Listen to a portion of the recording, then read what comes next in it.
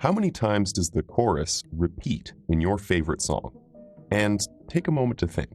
How many times have you listened to it? Chances are you've heard that chorus repeated dozens, if not hundreds of times. And it's not just popular songs in the West that repeat a lot.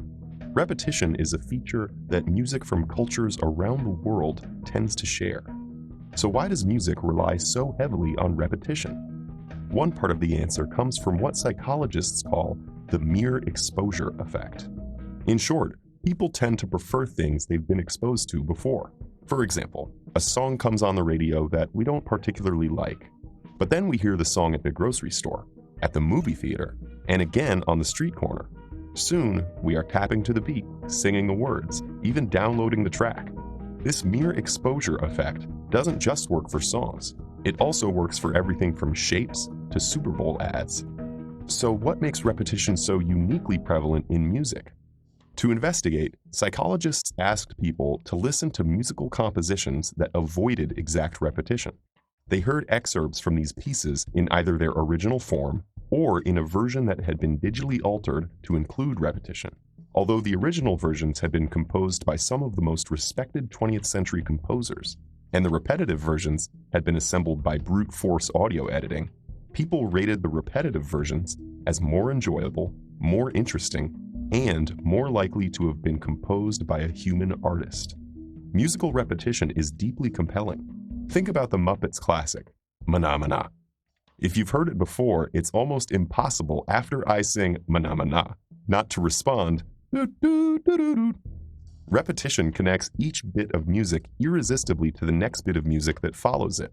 So when you hear a few notes, you're already imagining what's coming next. Your mind is unconsciously singing along, and without noticing, you might start humming out loud. Recent studies have shown that when people hear a segment of music repeated, they are more likely to move or tap along to it. Repetition invites us into music as imagined participants, rather than as passive listeners. Research has also shown that listeners shift their attention across musical repetitions, focusing on different aspects of the sound on each new listen. You might notice the melody of a phrase the first time, but when it's repeated, your attention shifts to how the guitarist bends a pitch. This also occurs in language with something called semantic satiation. Repeating a word like atlas ad nauseum can make you stop thinking about what the word means and instead focus on the sounds, the odd way the L follows the T. In this way, repetition can open up new worlds of sound not accessible on first hearing. The L following the T might not be aesthetically relevant to Atlas, but the guitarist's pitch bending might be of critical expressive importance. The speech-to-song illusion captures how simply repeating a sentence a number of times shifts listeners' attention to the pitch and temporal aspects of the sound, so that the repeated spoken language actually begins to sound like it is being sung. A similar effect happens with random sequences of sound. People will rate random sequences they've heard on a repeated loop as more musical than a random sequence they've only heard once. Repetition gives rise to a kind of orientation to sound that we think of as distinctively musical, where we're listening along with the sound, engaging imaginatively with the note about to happen.